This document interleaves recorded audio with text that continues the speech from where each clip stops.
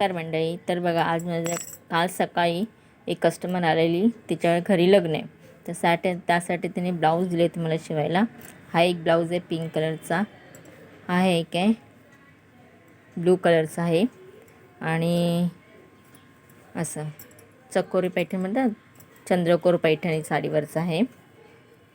हा एक आहे पोपटी रंगाचा, हा एक ब्लू कलर पिकॉक डिझाईनवाला आणि हा ग्रे कलर आणि हा एक पिंक कलरचा नेव्ही ब्लू साडी आहे आणि पिंक कलर झाला बॉर्डर आलेली.